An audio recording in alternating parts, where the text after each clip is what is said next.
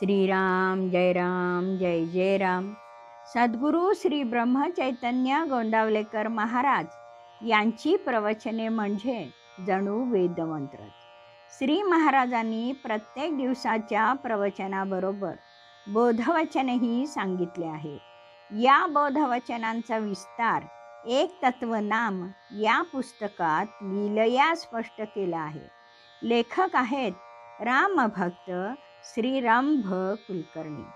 या श्रीरामनाम मंत्रित पुस्तकातील आजच्या बोधवचनाचे अभिवाचन मी डॉक्टर सौ शिल्पा कुलकर्णी तुम्हा सर्व भक्तांना सादर नमस्कार करून करीत आहे.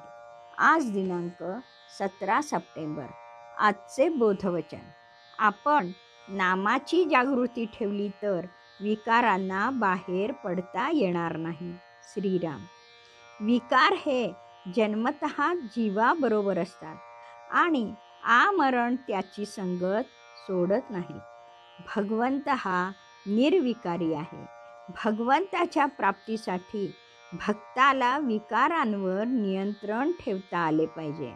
मनुष्याच्या अंतर्यामी विकारांबरोबरच भगवंताचाही अंश आहे.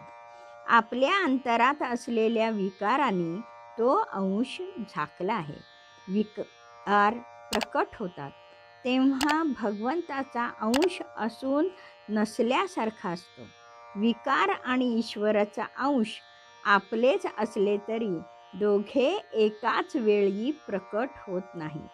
गोमय आणि गोरस एकाच गायीचे असले तरी एकाच भांड्यात ठेवता येत नाहीत. निरक्षीर न्यायाने विकार हृदयातून फेकून दिले तर ईश्वरी अंशाच्या क्षीराचा आत्मसाक्षात्कार होणे शक्य आहे. जीव हा वासनेच्या अधीन असल्याने तो चटदिशी विकारवश होतो आणि ईश्वर प्राप्तीसाठी केलेली साधना मातीमोल होते.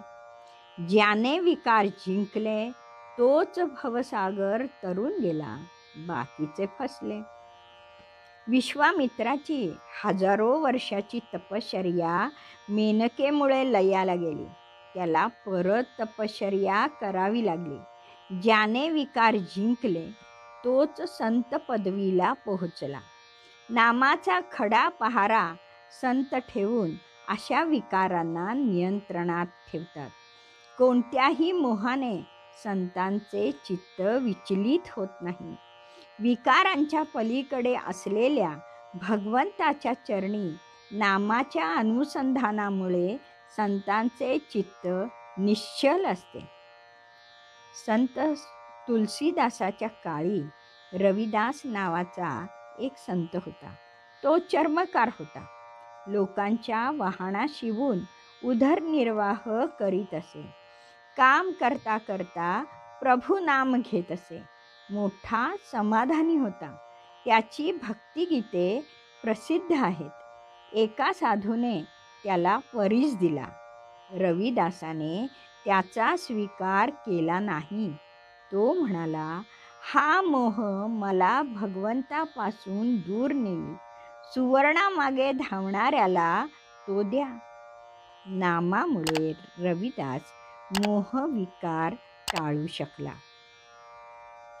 हृदय इतके निर्मळ हवे की विकारांचा लेश नको. बारीक ठिणगी असली तरी ती अनर्थ करू शकते. गीता म्हणते, विषयाच्या चिंतनातून आसक्ती निर्माण होते. आसक्तीमुळे काम व कामापासून क्रोध निर्माण होतो. क्रोधापासून संमोह, संमोहापासून स्मृतिभ्रंश, स्मृतिभ्रंशापासून बुद्धिनाश व बुद्धिनाशापासून जीवनाचाच सर्वनाश होतो. म्हणून विषयाचे चिंतन सुद्धा नको. त्यासाठी नामाची जागृती हवी. या निशा सर्वभूतानां तस्यां जागरति संयमी. यस्यां जायति भूतानि सा निशा पश्यतो मुनेः. सामान्य माणसे आत्मस्वरूपी निद्रिस्त म्हणजे अज्ञानी असतात. तिथे संयमी पुरुष जागरूक असतो आणि विषयभोगामध्ये सामान्य माणसे जागरूक असतात, तिथे ज्ञानी पुरुष निद्रिस्त असतो. नामसाधकाला ज्ञानाची जागृती असते, त्यामुळे त्याच्या हृदयात विकारांना वाव मिळत नाही. जो पुरुष सर्व इच्छांचा त्याग करून ममत्वरहित व अहंकाररहित असतो, त्याला परमशांती प्राप्त होते. इंद्रियांच्या अधीन असणाऱ्या विकारी पुरुषाला समाधान मिळणार नाही. यदा संहरते चायं कूर्मोऽङ्गानिव सर्वशः इंद्रियार्थेभ्यः तस्य प्रज्ञा प्रतिष्ठिता. म्हणजे कासव आपले अवयव सर्व बाजूंनी आखडून घेते, त्याप्रमाणे जो आपली इंद्रिये विषयापासून आवरतो, तो स्थिरबुद्धीचा होय. म्हणून भगवंत साक्षात्कारासाठी जो इंद्रिय निग्रह करतो, विषयांचे अतिरिक्त सेवन करीत नाही, नामाची जागृती ठेवून विकारांना बाहेर पडू देत नाही, तो खरा साधक होय. मुखाने वरवर नाम घेण्याचे सोंग करायचे आणि विषयांचे अतिरिक्त सेवन करायचे, असा पुरुष प्रपंचही धड करत नाही आणि परमार्थही धड साधत नाही. श्रीराम समर्थ. जानकी जीवन स्मरण. जय जय राम.